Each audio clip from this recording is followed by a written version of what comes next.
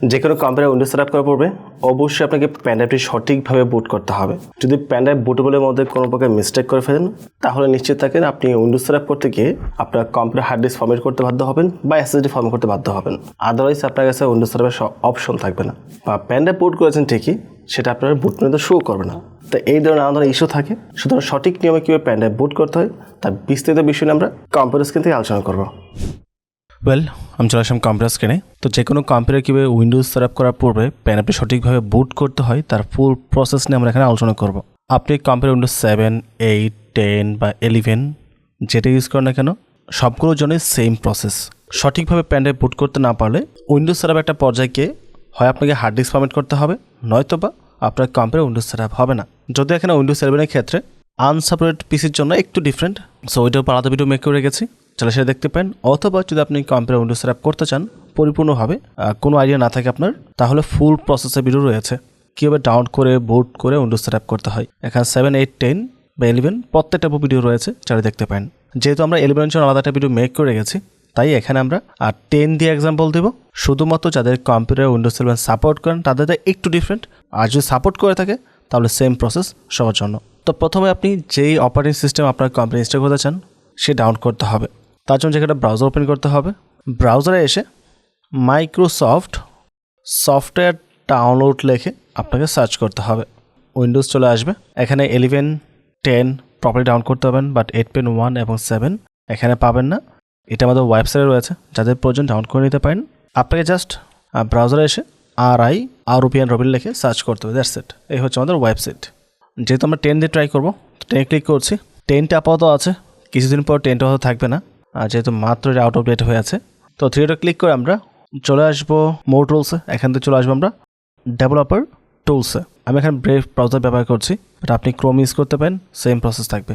তারপর এখানে দেখতে পাচ্ছেন ডান পাশে উপরে এখানে একটা কম্পিউটার আইকন রয়েছে, রাইট, বা ল্যাপটপে একটা আইকন রয়েছে, এখানে ক্লিক করতে হবে। তখন একটা মোবাইল ভার্সন চলে আসবে, তাহলে একটা রিফ্রেশ করবেন। তারপর এখান থেকে আপনি সিলেক্ট এডিশনে ক্লিক করতে হবে, উইন্ডোজ 10 সিলেক্ট করবো, কনফার্মে ক্লিক করব। তারপর এখান থেকে সিলেক্ট করে ক্লিক করে আমরা ইউনাইটেড স্টেটস দিব, তারপর কনফার্মে ক্লিক করব।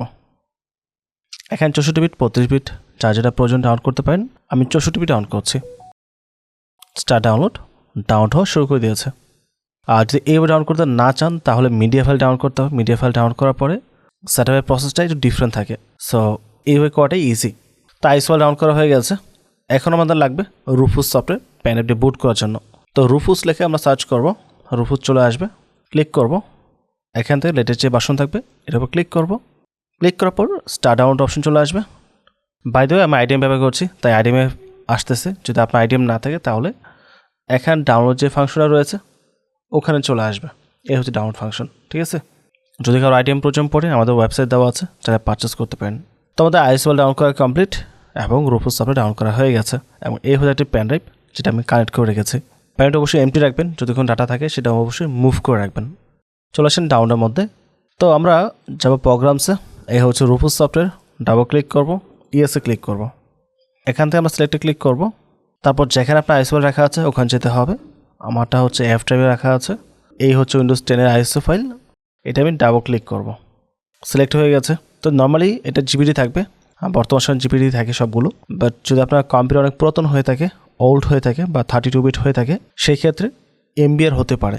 চেক করবেন কীভাবে, চলে আসেন স্টার্টাবারের মধ্যে কম্পিউটার ম্যানেজমেন্ট লেগে সার্চ করতে হবে, ডিস্ক ম্যানেজমেন্ট। তারপর এখানে এসএসডি থাকতে পারে, হার্ড ডিস্ক থাকতে পারে, বা একটা স্টোরেজও থাকতে পারে, মানে শুধুমাত্র হার্ড ডিস্ক বা শুধুমাত্র এসএসডি। তো আমি এসএসডির মধ্যে সেট আপ করবো। তো ডিস্ক 1 যেটা, এটা হচ্ছে আমার এসএসডি। রাইট ক্লিক করব, প্রপার্টিসে ক্লিক করব, ভলিউমসে ক্লিক করব। সেখানে দেখতে পাচ্ছেন লেখা আছে জিপিটি। যদি এখানে এমবিআর থাকে তাহলে আপনি এমবিআর দেবেন, জিপিটি থাকলে জিপিটি দেবেন। যদি আমি বলবো যদি আপনি 32 বিট ইউজ করে না থাকেন তাহলে এমবিআর থাকলে জিপিটিতে কনভার্ট করার জন্য হার্ড ডিস্কে। জিপিটি মাচ বেটার, এটা আপডেট টেকনোলজি। এমবিআর অনেক পুরাতন টেকনোলজি, সমস্ত পুরাতন কম্পিউটারে এমবিআর থাকে, অনেক ওল্ড যেগুলো আর কি। এই সকল বিষয়ের উপর আমাদের মেইন চ্যানেল মানে আড়াই রবিনে ভিডিও রয়েছে, কীভাবে এমবিআর থেকে জিপিটি করতে হয় বা জিপিটি থেকে কীভাবে এমবিআর করতে হয়, চাইলে সেগুলো আপনি দেখতে পারেন। তো আমি জিপিটি রেখে স্টার্টে ক্লিক করব, ওকে প্রেস করব, অ্যাগেন ওকে প্রেস করব, অ্যাগেন ওকে প্রেস করব। আমাদের প্যানেলটি এখন ফরম্যাট হবে। ফরম্যাট হওয়ার পর উইন্ডোজ 10 যে আইসি ফাইলটি আছে এটা বুট হয়ে আমাদের প্যান ড্রাইভে চলে আসবে। আর তার জন্য আপনাকে 5 থেকে 10 মিনিট ওয়েট করতে হবে। আর উইন্ডোজ সেটআপের ফুল প্রসেস জানতে চাইলে ওইটাও আলাদা ভিডিও রয়েছে, চাইলে দেখতে পারেন। যেহেতু আমি pen drive bootable video make করছি, তাই আমাকে পরিপূর্ণ দেখানোর প্রয়োজন নাই। আমি আপাতত ওয়েট করব না, ক্যান্সেল করে দিব। বাট আপনাদের যখন এই ফাইলটি সম্পূর্ণ কপি হয়ে যাবে, 100% হবে, 100% হওয়ার পর এখানে লেখা আসবে রেডি এবং ক্লোজ অপশন থাকবে। সো যখন রেডি লেখা চলে আসবে তখন আপনি জাস্ট ক্লোজ করে দিয়ে পেন ড্রাইভটি খুলে যে কম্পিউটার উইন্ডোজ সেটআপ করবেন ওই কম্পিউটার লাগিয়ে উইন্ডোজ সেটআপ করতে পারেন, তাতে আর কোনো প্রকার সমস্যা হবে না। সো এই ছিল টোটাল প্রসেস। ওভারঅল সব কিছু মিলিয়ে যদি ভিডিও ভালো লাগে অবশ্যই চ্যানেলে সাবস্ক্রাইব করে পাশে থাকবেন এবং ভিডিওটিতে লাইক এবং কমেন্ট করতে ভুলবেন না। পরবর্তী টপিকে আবার কথা হবে। আসসালামু আলাইকুম।